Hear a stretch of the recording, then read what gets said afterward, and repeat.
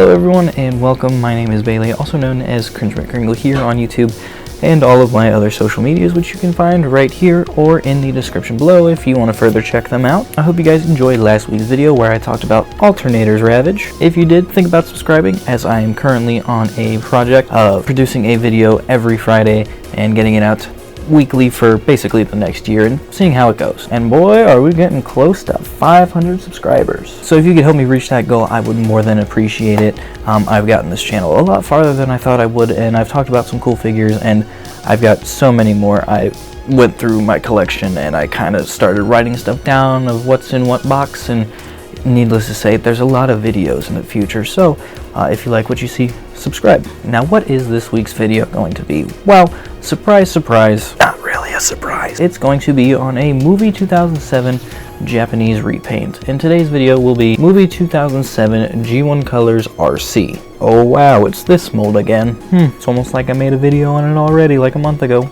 Jesus Christ, it's already been a month, what the hell? So this G1 inspired gal came to us via Japan's Wonder Festival in the year, not 2007, but 2008.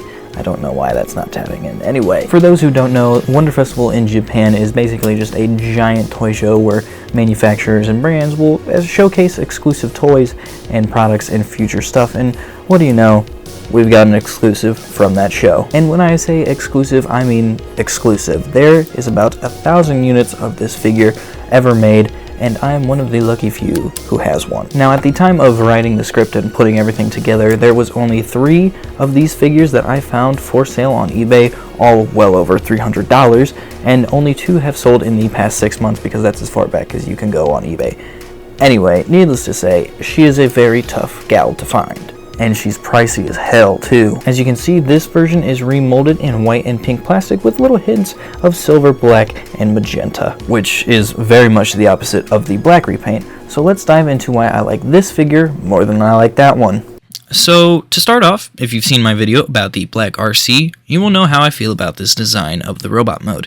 If you haven't, here's a quick overview. I like this design more than the Revenge of the Fallen version, but it's still a weird design with the tire chest boobs, and I don't like that they don't tab in and they kind of get in the way. Bottom half also has a kibble problem that kind of affects the silhouette of this figure, making it look less good. There are little details that I like, however, such as the beret-styled head and boot-styled legs.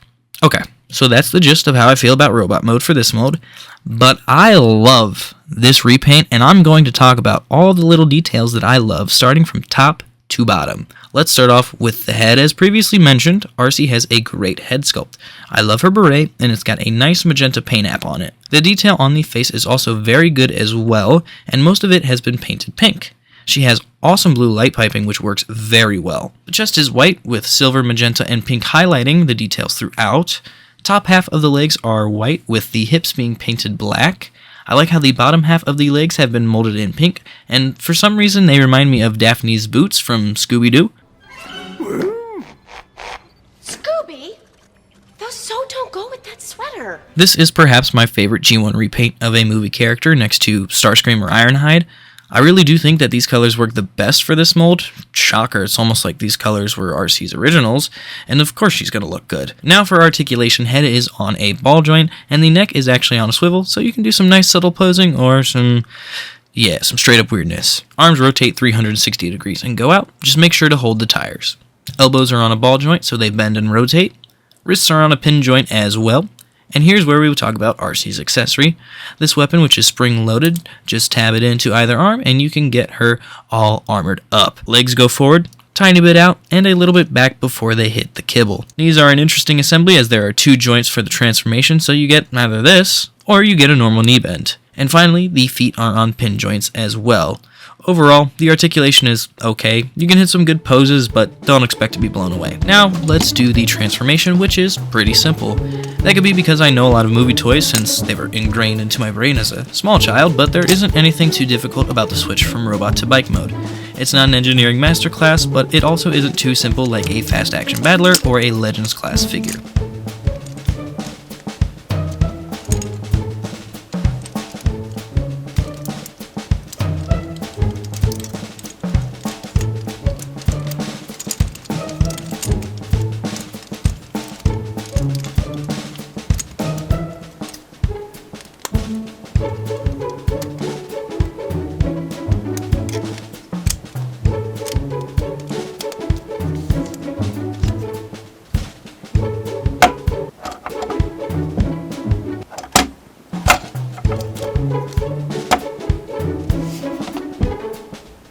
here is bike mode, and it's easily my favorite movie Arcee bike mode. The coloring on this is just wonderful with the even distribution of white and pink.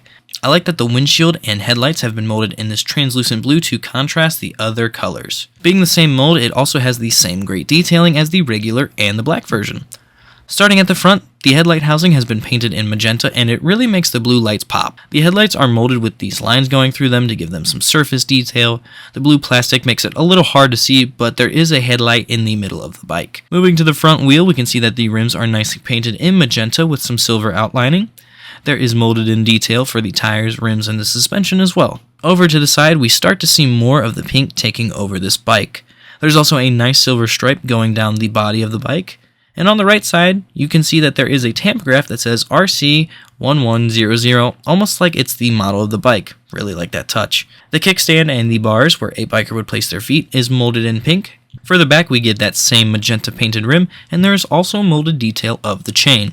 On the top of the bike, we see the gas tank, which has been highlighted with silver paint. Handlebars have been molded in pink. The seat has been painted black, and there is a nice silver Autobot logo towards the rear. And finally, we have the blinkers in the back, painted orange, as well as a nice Massachusetts license plate saying TF7407 for the release date of the movie. Only thing left for me to mention is that this mode can roll around and has a movable kickstand, so you can leave it in bike mode if you so wish. So, final thoughts? This figure is a great addition to the little sub-collection of movie figures that are G1 repaints, you know the ones I'm talking about. G1 Jazz, Ratchet, Ironhide, Starscream, Optimus, the whole shebang. She somehow fits in perfectly with the movie aesthetic, but in G1 color format, and frankly, those designs look a lot better in G1 colors. I'm just saying. Which, while we're on the topic, can Hasbro redo some of those Studio Series figures in G1 colors? They would look excellent.